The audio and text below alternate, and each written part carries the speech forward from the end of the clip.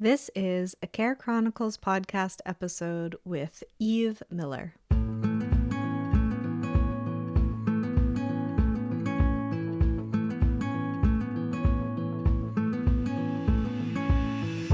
All in all, if you're a senior in high school, I'm proud of you for, just experiencing rejection and embracing it and growing through it. And it's a really hard thing to go through, but it just makes us stronger. It really does. And it's good. It'll be good for us to apply this to our entire life. Rejection isn't something that just goes away. You're listening to the Care Chronicles, a podcast about self-care, healthcare, and everything in between. I'm your host, Trisha Coyote. I'm a board-certified music therapist, and I'm currently pursuing my master's degree in mental health counseling. I'm also a creative, multi-passionate, nature-loving, many water sign forever student. Join me and guests on the show as we explore how we take care of ourselves and each other.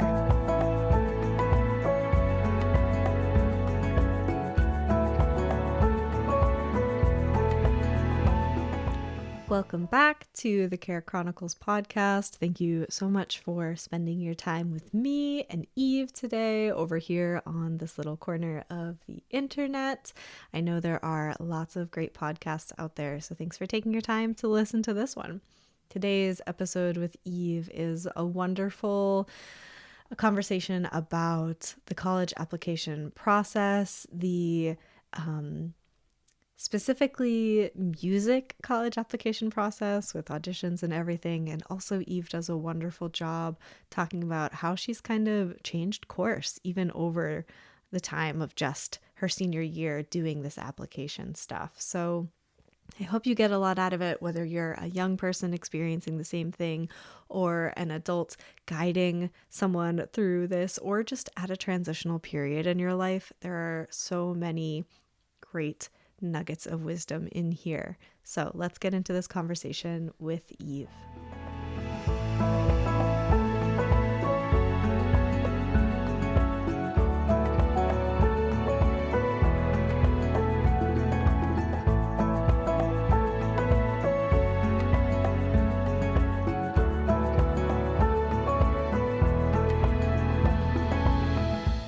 All right, Eve, welcome to the podcast. How are you? Thank you.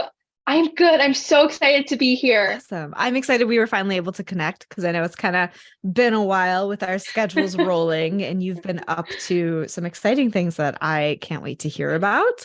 I wanted to make sure I asked about it on recording, but for the listeners, can you just tell them a little bit about yourself? Absolutely. Hi, everybody. My name is Eve Miller. I'm a current senior in high school from Minneapolis, Minnesota. I live in a suburb called Maple Grove. And I'm interested in anything that any other 18-year-old would be interested in. So I play tennis in the fall. I'm involved in the musical theater program at my school also, and I enjoy hanging out with my friends and my family. And I've just been I've been facing that senioritis and that senior slide, but I'm just getting towards the end there. Yeah. Yes. Yeah, for sure. I can definitely remember how that felt. And that'll come up again. I've had that come up again in life too. Yes, it happens. It happens. And it's okay. Totally. Yes. Totally. So, I don't know if this is jumping into your story too soon, but I know the last time we tried to connect, you were the same day you said, well, I actually have an audition that day. And I said, oh, totally focus on that. We will connect another time. So if you want to back up before that, do that. But if you want to tell the listeners and even myself, I'd love to hear how that went and kind of what that's looking like for you now. Absolutely. So as a senior this year, I've been super busy with all my college applications, and an extra step for me was all these music auditions. And I wasn't aware of how long this process would be, but I just finished this entire process like a few weeks ago. Congratulations. And most of my friends, thank you. But most of my friends had their decision made like months ago. And so I was sort of feeling like I was behind, but with all of the auditions, it was understandable why it took me so long to make a decision. Yeah. So Trisha, I believe when we last connected, I was doing a college audition at Drake University in Des Moines. And it was my first college music audition, so I was really, really nervous. Mhm. But it was such a great experience. It really was. And the music faculty was just so welcoming and so engaging. And so it was really wonderful to meet them. And I feel so fondly about the music program at Drake University. Um, and so going on from Drake, it was the whole weekend with my parents who drove 8 hours so that I could go to Des Moines, and then we went right to Kansas. And so at Kansas, I auditioned at Kansas University. And at Kansas, I was super interested in the music therapy program that they have at KU. And it's just one of the most renowned programs. It's one of the oldest, it's one of the most prestigious. And so it was a completely different experience that I had at Drake, just because it was less focused on that performance piece and a Mm. little more focused on my work as like a music specialist and my work through using music as a vehicle to help others. And so it was very, very cool to see just a whole different side of, the music world, and just have a completely different audition and interview process at KU. Mm. And once again, I was so, so impressed with the faculty at KU, both with the music studio and both on the music therapy faculty side as well. And finally, my last audition was at Denver University, the University of Denver. And this was the only audition, funny enough, where I couldn't actually go to campus. And so I had to send in videos, which I'm very, I critique myself on video just because I don't think that a lot of us like the sound of our voices on Yeah. video, which is normal. But I received an interview and I got my admission letter just a few days later, and I was so, so excited about the program here. I believe they only accepted about like maybe 10 to 15 freshmen coming Wow. in. Um, and Congratulations. so thank you. I was so honored and so, so excited about the program. And I'm actually at University of Denver right now, sitting in the library. And I just committed Oh, yesterday wow. to University of Denver. Oh, Yes. cool timing. Congratulations. That's so cool. Thank you. Yes, so I'm so excited. I toured the Lamont School of Music yesterday, which was so beautiful, and you just get a view of the mountains and the beautiful buildings and the trees, and it's stunning. So I'm excited, so excited to be here for the next 4 years. Yeah. Oh, that's awesome. And I love too that you touched Yeah, on how different each like audition process was. I only auditioned at one yeah. school. Um, excuse me, but advice I always give people applying to school is to get a feel for what their mentality is, what like the energy Hmm. is, what kind of stuff. Some schools gear more towards like very cognitive type training. Some Hmm. schools gear more toward that improvisational music. And at 18, you might not exactly know, where you want to go. But if you try a couple different things, it will definitely give you a more well-rounded picture than someone like me who is just like, well, this is where I'm auditioning and that's where I ended up and it's all good. And like, I'm grateful for that. But yeah, good on you for trying some different things and Absolutely. seeing what actually feels good for you. Thank you. Yeah, it was, I think I learned a lot about myself through the Yeah. process and what's important to me, and a teacher, and both like what's important to me and my colleagues that I'll be working with. And I truly have nothing bad to say about any of the programs that I visited and auditioned into. I think that all the music communities are just so welcoming. Yeah. Yeah, I agree. It's Yeah. it's the music therapy community can be very wholesome. Yeah, Yes, everyone has their flaws. I can imagine Yeah, so. Yeah. but Yes. yeah, in Um, general. God. Great. It's interesting because last year and even the years before, I was so set on studying music therapy. Mm, And so I was sort of putting myself in this little music therapy box and trying to only apply to schools that have a, like specified music therapy yeah. practice that they allow undergrads to be in. And it wasn't until this year where, unfortunately, because the practice is so new, a lot of schools don't have it yet. And so I sort of just had to come at peace with that. And I'm confident that, at the University of Denver, they don't have um, that specialized music therapy study practice here. However, I'm also dual majoring in psychology. So music therapy is absolutely still an interest of mine, and I could eventually still get a master's in it, Mhm. which is super exciting to me. So the flexibility is so comforting. And I knew that I just wanted music to be in my life, regardless of whether it was music therapy or just a major in vocal performance. Yeah. So yeah, Okay, so cool. So this is new for me. So you're doing like psychology with a vocal performance. You're kind of like doing that instead of like the specific music yeah, therapy route. Okay. Okay. correct. So, and is Yes. that because the school felt like a better fit, or like what led you to that decision ultimately? Yeah. Um, ultimately, I knew that I wanted to do something where I would be expressing my love for music for the next 4 years and being able to grow as a musician. Mm, But I knew that I also know my value of um, helping others, and that's sort of how I've done. I sort of used music to help others, and in my past few years of high school. And I knew that helping others wasn't something I wanted to stop doing either. mm. So I figured psychology and social work is probably a really good foundation to grow myself both like as a helper as well. And so being a dual major is going to be a perfect balance for me, where I can still have music in my life, but also still grow in my ability to help other people and communities. Yeah. Oh, good for you. That's such it can be really hard to let go of a vision you've held for so long. So that's like, but you found something that felt better to you. And that's such a big step. And I commend you for Yes. doing that. And so for anyone listening who's like, thought they were going to go for this thing and suddenly they're like, I don't know, like, it's okay to change course. I Exactly. I'm in the process of doing the opposite. I did my undergrad in music therapy and I'm going back to school for a master's degree in counseling, which is not uncommon. Wow. So, like, for anyone listening, you can do one or both. You can do, find what works for you. And over time, as your practice grows and evolves, you'll be able um, to find a training that will guide you in that direction. So, yeah, I can't wait to see where that Yes. takes you. Absolutely. And my mom always says that, she's had years and years of in her job and she loves it so much, but she still doesn't know what she wants to do. And she says that's Yeah. okay. And I think it's okay for all of us. I think that, it's okay for us not to know what we want to do. And it's fun to experiment in new practices and new things. So yeah. 100%. 100%.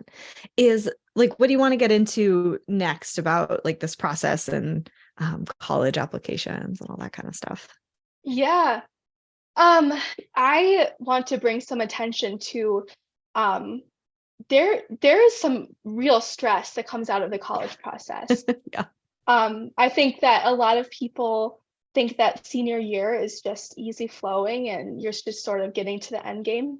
But truly, I think senior year is the time when I faced the most stress and the most, um, like it's just so unpredictable, Mm, everything that has happened with me through the college application process.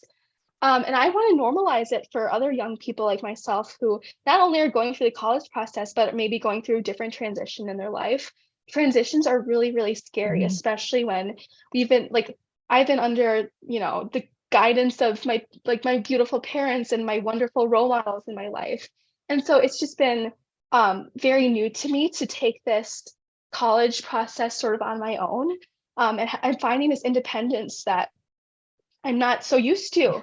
I like to think that I've been independent my entire life, but it hasn't been until this year where I've truly seen myself, um, you know, take initiative when I need to. And um, colleges don't just want you; you have to show colleges that you want them. Yeah. You really do. Mm, Um, and that's another hard thing is it's this feeling of being not accepted or feeling like you're not enough when you get these rejections.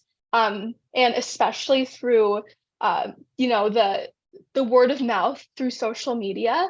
I think that you just see a lot of like positivity portrayed around the college process because you're really only seeing acceptances. mm, And I think that we don't really understand the impact of rejections, 100%. and it's of course it's hard to face rejections, but I wouldn't grow like I have if I hadn't received the rejections that I had from some schools. Yeah. And getting those rejections have just made me appreciate the schools that did accept me. It made me appreciate them so much more. Mm. And it made me learn what's important to me. And it's a true test to self-esteem. Is like I just feel like it's been so hard, but I wouldn't have grown if I hadn't experienced it this year. Yeah. And I think it's also an important lesson that I still remind myself of for a college application, a job application, an internship at any point. Like you said, you need to show that you want them and they need to show they want you. It goes both ways. But also,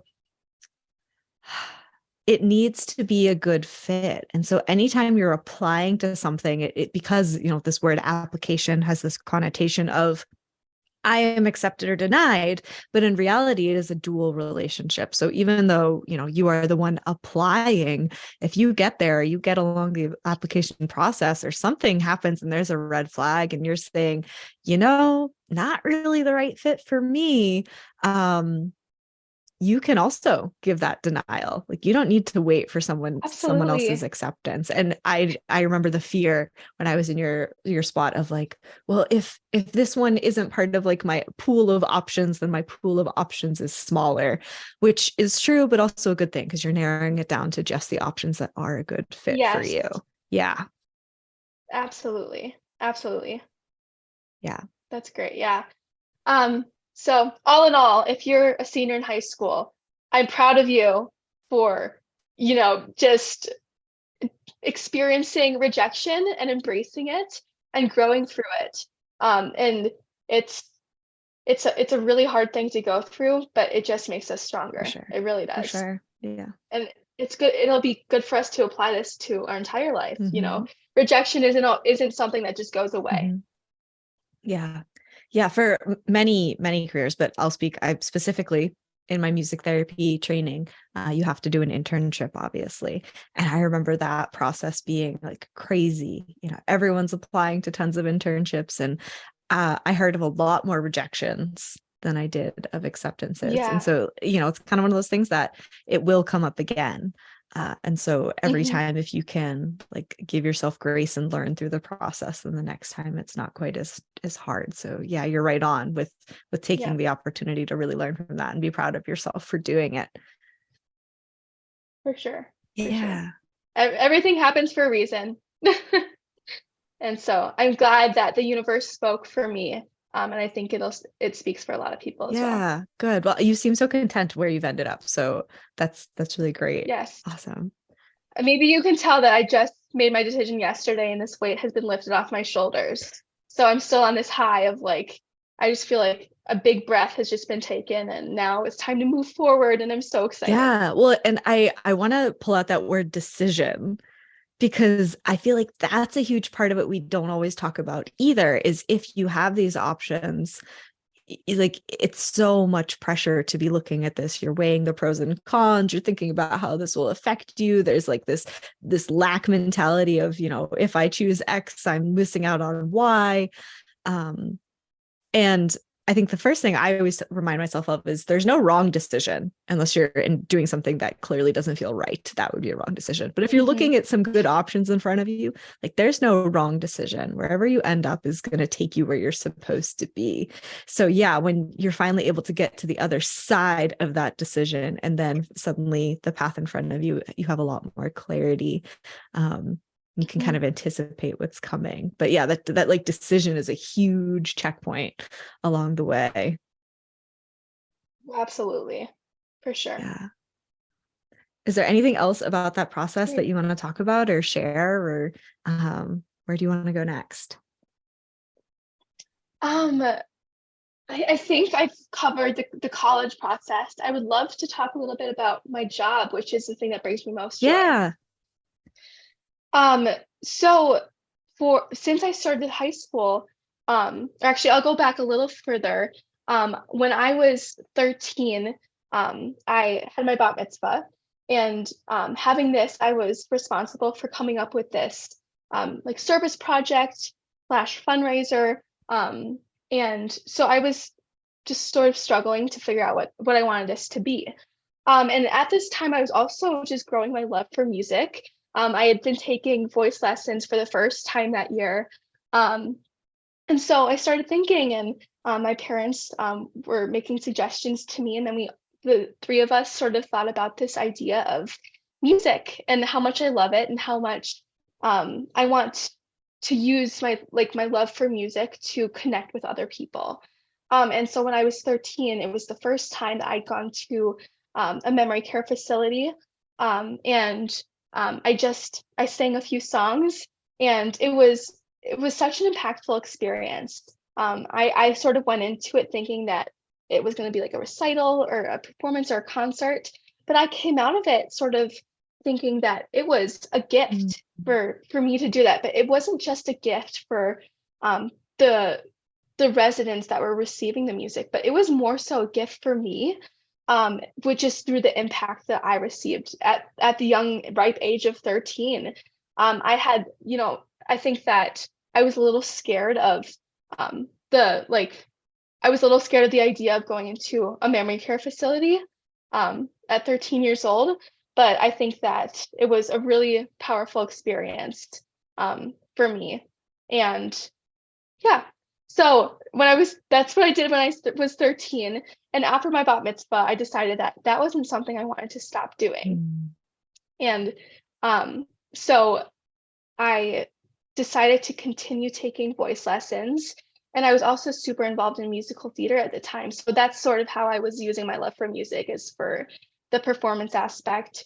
But I think eventually I realized that even more so than the performance aspect, I loved the connection aspect of music.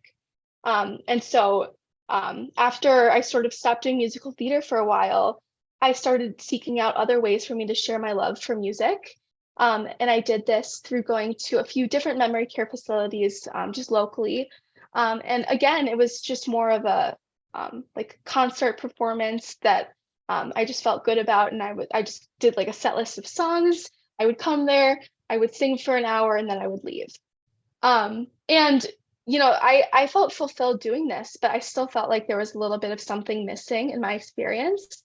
And it wasn't until I met my best friend Peggy, who until I realized that it's so much more than the music. Mm. It's the relationships that I was able to create through my love of music. Um, and Peggy was such a special woman in my life. And she was like Burger King's #1 fan. And she was like no old lady I've ever met. Seriously. She was so cool, so cool. And I it I was still like 13 or 14, and I was going to this nursing home every single day, or once a day, once a week. Oh my gosh. Once a week, every Sunday. And so I would go visit Peggy, and I would sing, and then I would go visit Peggy.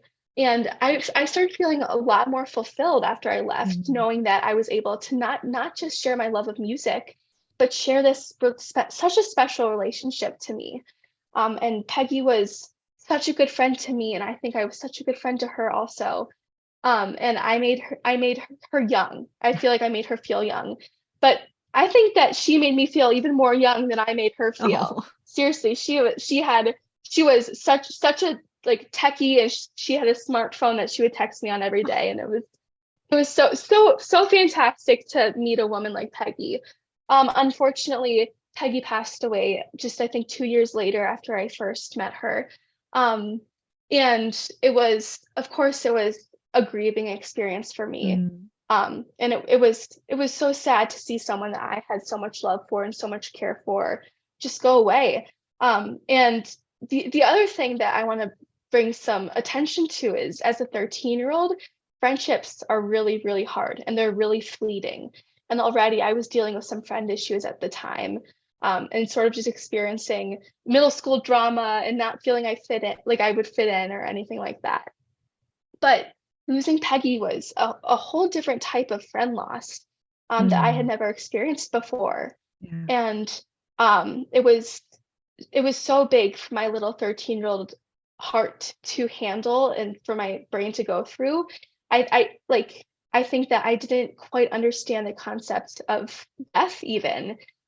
It was I had been going to see Peggy for 2 years once a week, and then I just stopped doing that. And her family was so fantastic to me. And it was great to reconnect with them after she passed and share my memories with Peggy because I think that was helpful for both sides. Um, Mm. but to this day, I think Peggy taught me a few different things. I think the first thing is she taught me um, this different perspective of grief. Peggy was a woman that um, lit up every room she walked to, and she was a little sassy. Um, but I loved that about her, and so did everybody else. Um, but she taught me that it's her loss was I think that she wanted it to be more of a celebration of life. And Mm.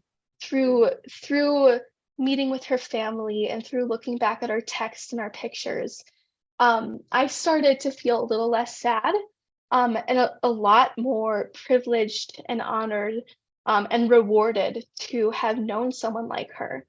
And to this day, Peggy is she holds such a strong part of my heart.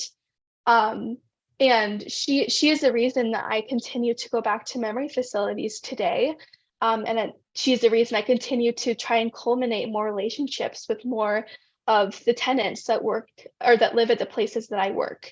And so I have a lot of my best friends are over the age of 80, and I think that makes people laugh. Mhm.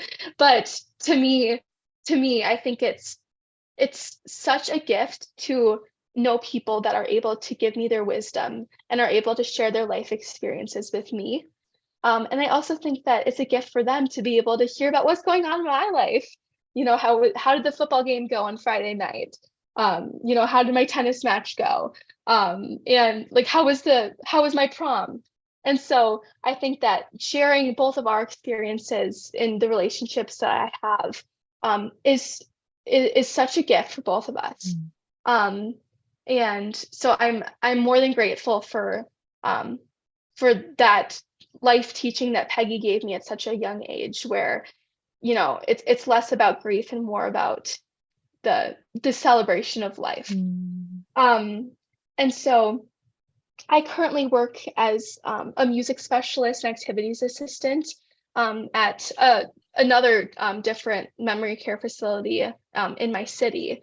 And it's a little different when I'm actually getting paid to work somewhere where I'm creating relationships. Mhm. And I felt like I was sort of going to come out with it with less of that feeling of reward from the relationships, but more of a feeling of reward from my weekly check. Mm. But that is absolutely not the case. And I was so happy to find that that wasn't the case, because knowing that music therapy is something that I'm interested in doing one day, it's not about the money. It's not about the materialistic things. It's about the relationships. It's about the connection. And I continue to feel that way even as I work at this memory care facility. Um, and yeah, so I am more than privileged and more than honored to be working in the place that I do as this 18-year-old. And I was so lucky to be able to be given this opportunity. Still at a pretty young age. I think, you know, my coworkers were maybe a little hesitant about working with someone who was 17. But again, in the field of music therapy, I believe age is just a number. Mm. And I think music can make an impact and can leave an impact from anybody, no matter how old, no matter how young they are.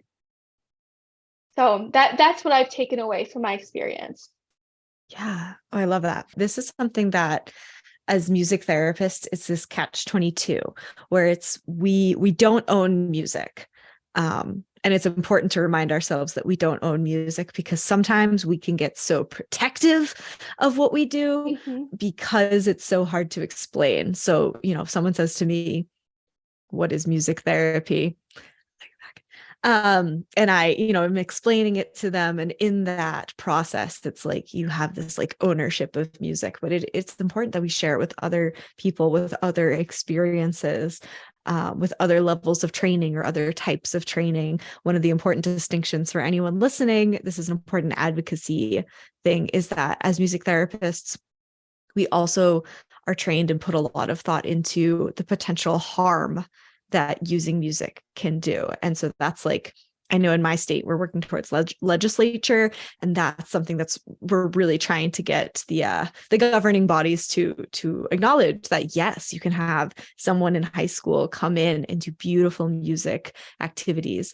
But as we get deeper and do more with the music, there is that potential for harm, and we need to be aware of what that can be. So for anyone who needs an advocacy statement or wants to learn more about that, I have a whole episode about music and harm. But we do not own music, and there's so many other beautiful things that can be done with music. I love what you said about as time went on, instead of like being sad in this grief and loss, being like just really honored to have known this other beautiful soul in this lifetime and gotten to experience them and share your experiences together. I think that's so beautiful, and an important stage in the grief process that I don't know that we always touch on in that way. So I love the words you used to express that. Thank you. Absolutely. So obviously, especially this past year, you've had a lot going on. You've been finishing high school, you've been applying to colleges, you've been doing this job where you're like taking all of your skills, and also there's a huge emotional component. How are you balancing that and taking care of yourself? Because I know I did not even hear the term self-care until I was in college in a class. Self-care was not a thing that was discussed. It was not a huge industry. I thought like, oh, I obviously do that. And spoiler, I was not taking care of myself in any sort of way when I was your age. So how are you doing that? Do you have advice or tips, or what do you do? That's such a good question, and I love that question because it's so important. So many, like, especially as a senior in high school, I know that so many people are just trying to build their resumes and like doing so many extracurriculars and all these things. And of course, I'm a tennis captain, and of course that looks good on a resume. But I play tennis because I love it. I work as a music specialist because I love it. There's nothing that I do besides maybe taking an exam in school. There's nothing I do in my day that doesn't bring me joy. And that's how I care for myself. Even though there's this sort of sense of responsibility in the things that I do, where I know that, I hold a role where I'm expected to be there on time. I'm expected to stay there. And I'm expected to, be a leader in some of my roles as well. But what I have to remind myself is that there has never been a day where I walk out of the nursing home.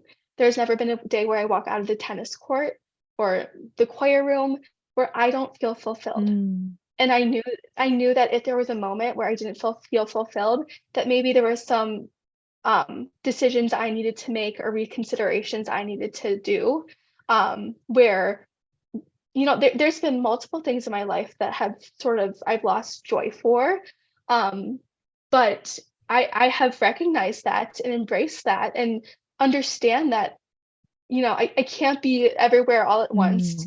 And of course, there's things I'm interested in, but the things that I spend my time doing every day are the things that I want to spend my time doing for the rest of my life.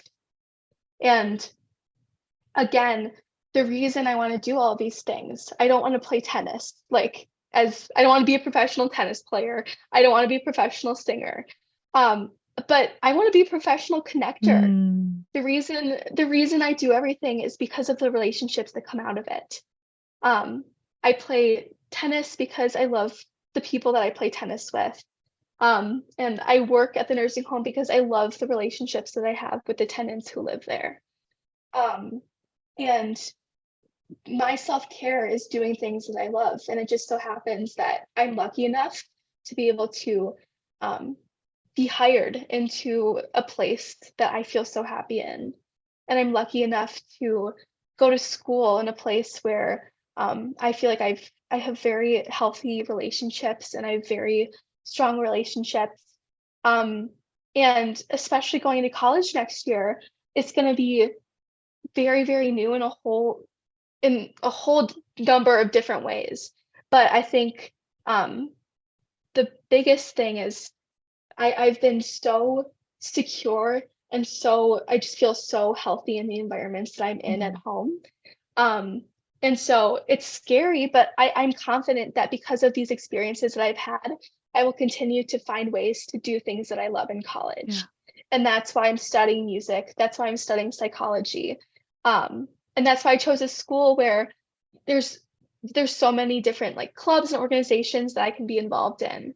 And I've seen that with all of the schools that I've applied to is I think that they set up students for success, not just academically, not just as students, but more so as people and as human beings.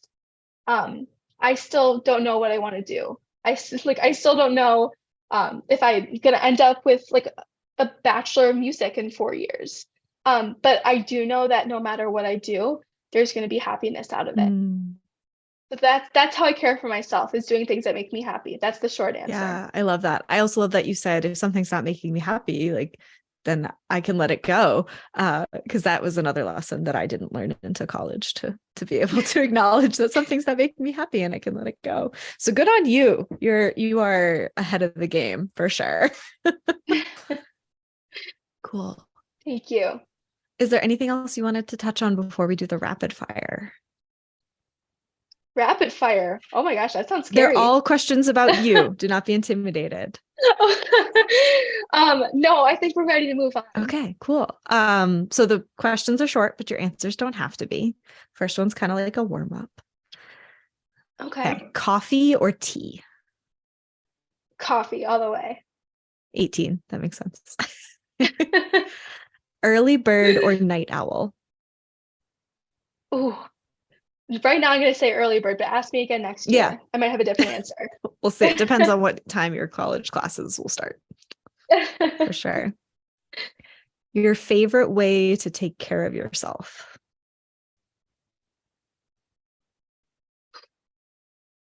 Mm, I love um, I love nature. I love walking outside. Yes. Sounds like Denver's the place to be, Absolutely. for Absolutely. sure. Your favorite way to take care of others? Music. Yes, love that. Something that's currently adding value to your life. That's another good question. Um, my parents, Mm. they're amazing and they've been so fantastic through this entire process. So if you're listening to this, mom and dad, thank you for everything you do for me. And Josh, that's my older brother. Yeah, I'm sure they are listening to this because they sound very supportive. So, all Yes. right, something you would tell your younger self. Hmm. I think I would tell my younger self um, to do things that bring me joy at all times. I know I've touched on that. Still important to hear, for sure. All right, this is a tough one. So take time to think about it if you need Okay. to. Will you please reintroduce yourself without using any words or terms that describe how you take care of others? So nothing like sister, caregiver, teacher, nothing like that. Just who are you? Okay. So you're asking about like like me personally or Yeah. like Introduce okay. yourself. Okay. I am Eve Miller. I am a 18-year-old from Maple Grove, Minnesota. I am a lover of coffee, as I just mentioned. Um, and I am a lover of music, and I'm a lover of Um, I'm a lover of what music does. Mm. Yeah. Well said. Yeah. All right. Last question is, where can the listeners find you and connect with you? Yes. I know that I included my email and my Instagram on my biography. So um, if you're interested in connecting with me, I think they're there. And I would say that's probably the best way to connect with me. Yeah, Cool. I will have everything linked, of course, so people can follow your great. journey. I know I definitely will, to see where the next few years take you. Thank you for coming on and sharing your story and being vulnerable, letting people hopefully feel seen as well, and normalizing the whole experience that young people go through, that doesn't always get Yes. highlighted. Thank you so much for having me. It was such a pleasure talking to you. And I love your podcast. So I am so honored and privileged to be featured on it. So I'm so excited.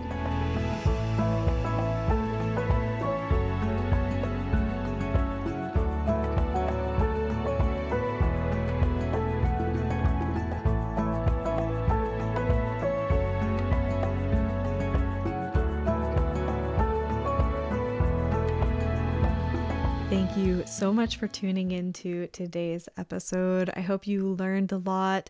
If you're experiencing similar things to Eve, I hope you feel seen, and that this whole thing, this whole process of applying to college and making big decisions and doing music auditions and trying to decide what you want to do and when you want to do it, I hope that this conversation normalizes that for so many of you who may feel like you're alone, because you're not. And there are so many times in life when you'll likely experience similar things, whether you're applying to college or internship or jobs or a promotion or whatever it may be. That process of putting yourself out there, aspiring to do something, trying to gauge if it's the right fit. You have all this ambition and these big dreams. Sometimes they don't turn out the way you think they're going to, but you always end up exactly where you're supposed to be. So thanks for ending up here with me today, for listening to this show. And until next time, take care of yourself and take care of each other.